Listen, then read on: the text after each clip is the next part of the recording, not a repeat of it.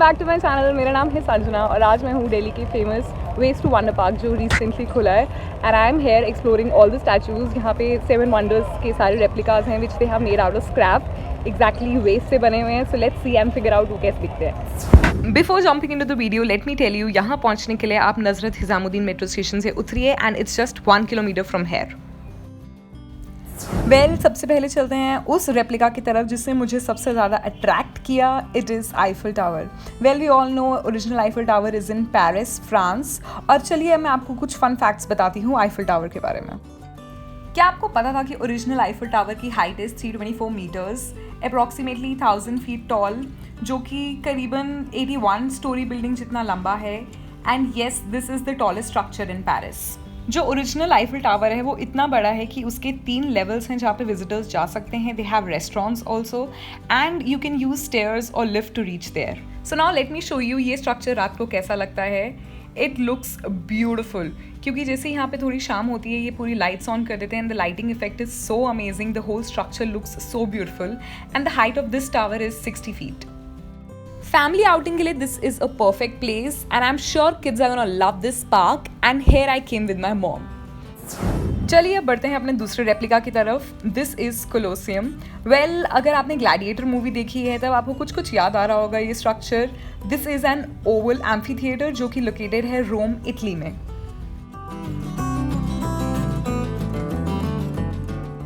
So basically in the early times this structure was used for entertainment purpose and it was believed कि यहाँ पे 50 से 80 हज़ार लोग बैठ सकते थे।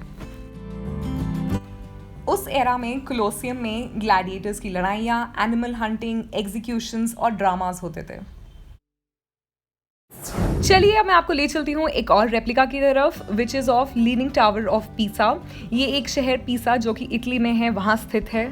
The reason this tower is world famous is because of its nearly 4-degree lean.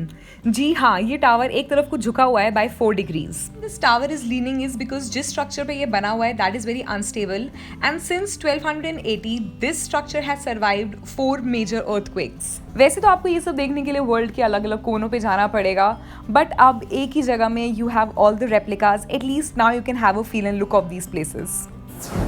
चलिए अब बढ़ते हैं अपने ही देश के ताजमहल की तरफ। ये हम सबको पता ही है कि ताजमहल इज़ इन आगरा जो कि इंडिया में स्थित है and it was made by Mughal emperor Shahjahan in memory of his beloved wife Mumtaz Mahal. 2007 में Taj Mahal was declared a winner of new 7 wonders of the world initiative. Clear और ब्राइट पिक्चर्स क्लिक करने के लिए आई वुड सजेस्ट यू कि आप day light में जाएं। अब मैं आपको दिखाने वाली हूँ Statue of Liberty. It is in New York, United States. This is a copper statue and it was a gift from people of France to people of United States. Originally जब इस स्टैचू को असेंबल किया गया था it had dull brown colour जो कि natural colour होता है कॉपर का, but over the time slowly it turned into green colour.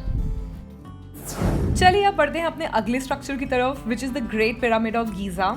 This is the largest of all the ancient Egyptian pyramids and it is located in the city of El Giza in Egypt.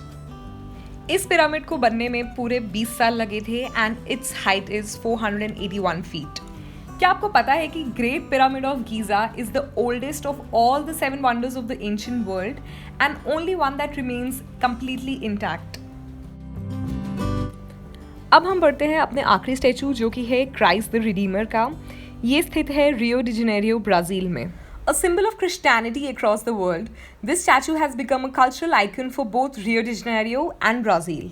ये statue located है at a peak of 700 meter high Corcovado mountain.